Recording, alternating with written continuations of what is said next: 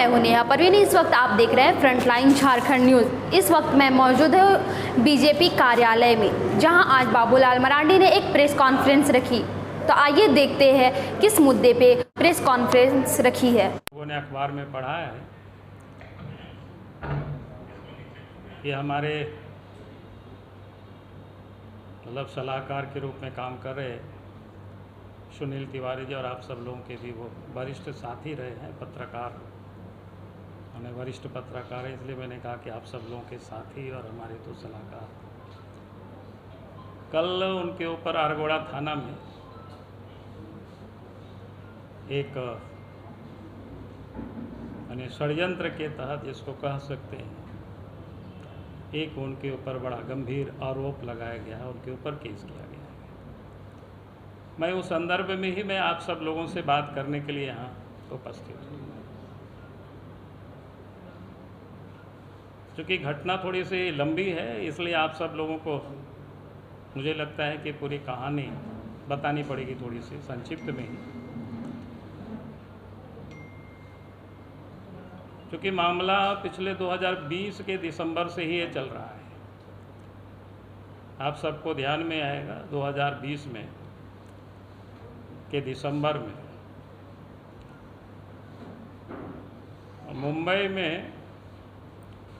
मुंबई के high court में एक लड़की ने सीबीआई जांच के लिए केस दायर किया। आरोप ये था कि 2013 में जब राज्य के मुख्यमंत्री हेमंत सोरेन थे, उस समय उनके साथ उन्होंने दुष्कर्म किया था, वह जबरदस्ती किया था, और उस मामले को ही सीबीआई जांच के लिए उन्होंने दायर किया। लेकिन उसके बाद कुछ दिनों के बाद आप सब लोगों को भी ध्यान में आया होगा, या आप सब लोगों ने भी देखा होगा, एक उस लड़की का एक वीडियो वायरल हुआ था। और उस वीडियो में उस लड़की ने इतना ही कहा था कि अगर हमें कुछ भी होता है तो उसके लिए जिम्मेवार बाबूलाल मरांडी, निशिकांत दुबे, सुनील तिवारी और कोई एक मुंबई के रहने वाले, हम सबको तो नहीं पता है, देखे भी नहीं है, कोई जाहूर करके व्यक्ति, कि ये 4 लोग जिम्मेवार होंगे। और जब मैंने इस मामले को देखा, उस सीडी को, वीडियो को, तब स्वाभाविक है किसी भी व्यक्ति के दिमाग में बातें आ सकती है, मामला साजिश बड़ा गंभीर है, षड्यंत्र है। और उस वीडियो को चूंकि लड़की ने वीडियो बनाई और उसको वायरल भी किया, आप सब लोगों ने भी देखे होंगे उस समय। और हमने तुरंत उस समय के जो डीजी पुलिस थे महाराष्ट्र के, उनको हमने एक पत्र लिखा, और वहाँ के जो पुलिस कमिश्नर थे उनको भी हमने पत्र लिखा, क्योंकि मेरा नाम उसमें उल्लेख था। और उस पत्र में हमने ये लिखा कि हमें लगता है कि इसमें बड़ा गंभीर षड्यंत्र है, क्योंकि इसके मामले की जांच होनी चाहिए और लड़की की भी सुरक्षा की करनी चाहिए। क्योंकि अगर कोई लड़की, जैसे कि अनजान व्यक्ति का कोई नाम लेता हो, जिससे कोई भेंट नहीं, कोई परिचित नहीं, हमसे तो कोई परिचित नहीं था, निशिकांत दुबे से भी कोई परिचित नहीं था, हाँ सुनील तिवारी जी उनको जानते थे, और उसमें से अब चौथा को तो हम लोग जानते भी नहीं थे, उसका भी नाम आया। तो हमने कहा कि मामला बड़ा गंभीर है, इसकी जांच होनी चाहिए। तब हमने वहाँ के डीजी पुलिस को लिखा, वहाँ के पुलिस कमिश्नर को लिखा, और सुनील तिवारी जी को मैंने कहा कि भाई, चूँकि आपका नाम आया है और मामला हाईकोर्ट में है, तो आप इंटरवेनर बन जाइए, नहीं तो कल होकर के लड़की की हत्या कहीं भी हो जाती है, तब तो फिर अनावश्यक रूप से आरोप लगेंगे हम सब लोगों के ऊपर। चूँकि आपकी नाम आया है, इसलिए अब इंटरवेनर वहाँ बन जाइए, ताकि मामला जांच होनी चाहिए, सीबीआई से होनी चाहिए। और इंटरवेनर बना, और मामला अभी भी मुंबई अदालत में पड़ा हुआ है। उसके बाद जब काफ़ी लंबा समय हो गया, मामला कुछ भी निष्पादन नहीं हो रहा है, तब हमने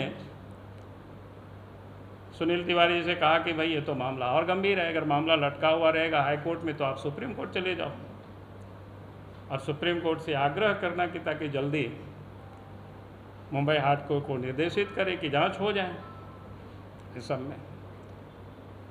और फिर जुलाई 2021 में सुप्रीम कोर्ट गए और प्रस्तावित संभवतया तारीख भी एक आध सप्ताह में आ जाने चाहिए। उस समय से लगातार सीएम के जो करीब के लोग जाकर के भी घर में या टेलीफोन से भी सुनील तिवारी जी को धमकी देते रहे कि अगर आप इस केस में पड़े रहोगे तो बर्बाद हो जाओगे। मैं नाम इसलिए यहाँ नहीं बता रहा हूँ कि जब उसकी जांच होगी तो मैं उन सारे नामों को बता दूंगा कि उनके घर में आकर के कौन किसने क्या बोला है, उनके टेलीफोन से किसने क्या बात किया है, वो सारी चीज़ें उस समय बताई जाएगी। और उसके बाद किस प्रकार से आप सोचिए कि 15 अगस्त को पूरा देश आज़ादी का जश्न मना रहा था। सुनील तिवारी जी के घर कटरू में है, बगल में ही। उनके घर में एक बच्चे 9th क्लास में, एक बच्ची 6th क्लास में, भाई बहन वहीं रह करके पढ़ाई करते थे। कोरोना के कारण स्कूल बंद है। पिछले 1 महीना से वो बच्ची अपने घर चली गई। अनगढ़ा में उनका घर है, घर में उनके पिताजी है, उनकी भाभी है, छोटे छोटे बच्चे हैं। और 15 तारीख को अनगढ़ा पुलिस वहां से उन लोगों को उठा करके लाते हैं और धुरवा थाना में 1 बजे रात तक एक 6 साल के बच्चे, एक 4 साल के बच्चे और उनकी माँ यानी उनकी भाभी, जो बच्ची पढ़ रहे हैं, जो बच्ची 6th क्लास में पढ़ रहे, उसके भी 12-13 साल की उम्र। आप समझ सकते हो अगर ऐसे ही लोगों को इतना बजे रात तक कोई, एक तो टॉर्चर ही समझिए, अगर हमारे आपके जैसे भी व्यक्ति को पुलिस थाना में बैठा करके रखेंगे तो बहुत लोगों का तो पैंट में गीला हो जाता है। डरते हैं भाई, मैं आपको भी बता रहा हूँ, आप सब लोगों को भी, कि लोगों को डर लगता, वो भी 1 बजे रात तक, 2 बजे रात तक। और 3 बजे उन लोगों को फिर कहाँ ले गया, कांके तरफ, उन लोगों को कोई भी पता नहीं कौन जगह पर, कोई हॉस्टल टाइप में आया था, वहाँ फिर उन लोगों को रखा।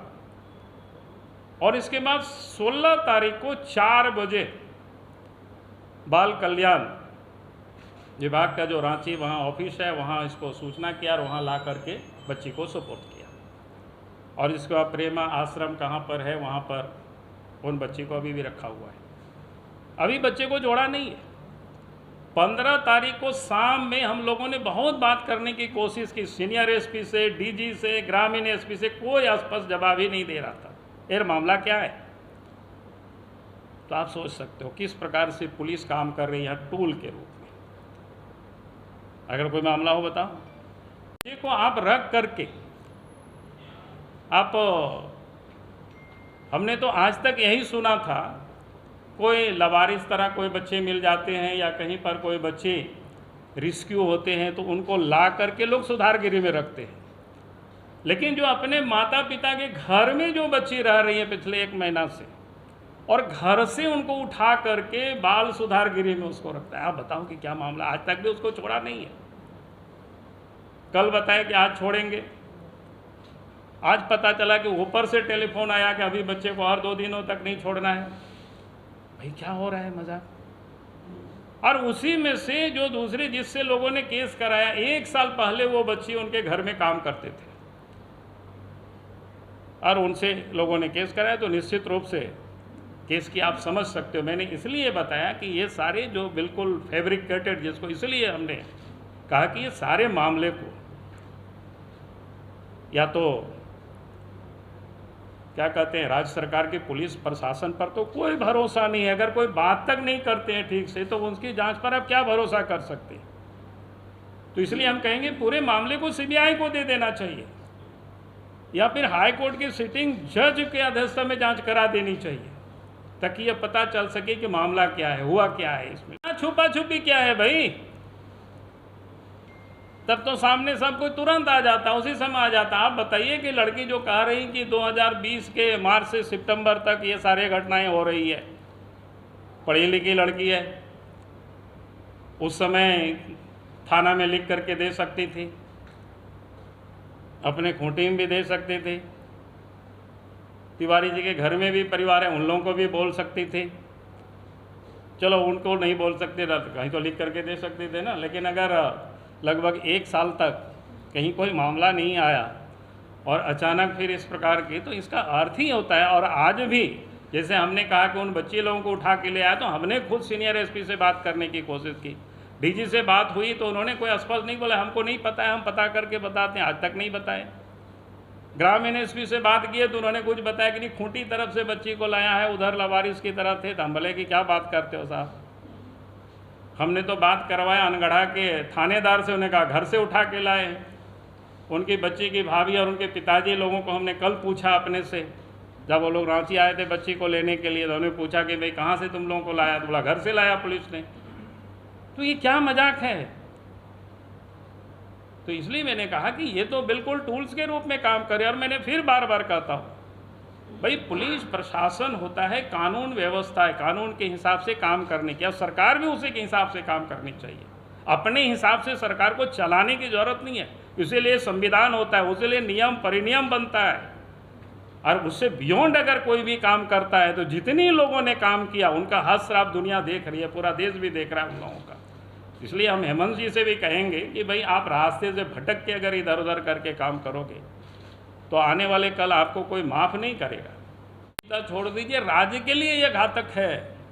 इसकी शुरुआत तो आप लोगों ने की। सवाल ही नहीं पैदा होता है भाई। मुख्यमंत्री के ऊपर जो आरोप लगे थे, कौन से से? आपने मुख्यमंत्री के ऊपर हमने आरोप कहाँ लगाए भाई? अगर मुख्यमंत्री को लगता है कि हमने तो कहा कि 2013 में वो लड़की ने केस की, 2020 में हाई कोर्ट में उन्होंने केस की, तो मुख्यमंत्री तो अगर निर्दोष है तो उनको तो खुद ही लिख करके दे देना चाहिए कि भाई किसी भी एजेंसी से आप जांच कराइए। तो आज तक तो मुख्यमंत्री चुप है। तो आपका कहना है कि हाँ, अगर मेरे ऊपर कोई आरोप, आज भी तो मैं कह रहा हूँ ना, अगर मेरे सलाहकार के ऊपर आरोप लगे तो मैं तो कह रहा हूँ अब सीबीआई से जांच कराए, न्यायिक अधिकारियों से, सिटिंग जज है उनसे जांच कराइए। मानिए दोनों मामलों की जांच नहीं, सीबीआई से हाँ दोनों होनी चाहिए ना, क्या दिक्कत है भाई? हम कोई डरते थोड़े यार, कोई हम लोग तो राजनीति खुली किताब है करते हैं। कोई बाबूलाल मरांडी ऐसा कोई नहीं बोलता है कि ये करके डबल स्टैंडर्ड की हम बात नहीं करते हैं। बाबूलाल जी, आपको क्या लग रहा है कि जो इंटरवेनर बने हैं सुनील तिवारी, और जिसका टेंटेटिव डेट है दिखा रहा है कि 24 तारीख को संभवतः सुनवाई हो सकती है सुप्रीम कोर्ट में, सिर्फ ये दबाव बनाने के लिए और फिर 376 डाला गया? नहीं, दबाव बनाने के लिए तो पूरा कोशिश की गई।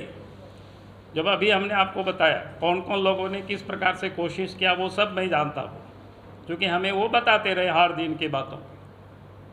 जब दबाव बनाने का काम नहीं आया, व्यक्ति डरे नहीं, व्यक्ति विचलित नहीं हुए, तब लगा कि हमारे ऊपर जो आरोप है तो आरोप है, अब तुमको भी हम नहीं छोड़ेंगे। इसको यही है, समझिए। ऐसे ही तमाम खबरों के लिए बने रहे फ्रंटलाइन झारखंड न्यूज़ के साथ।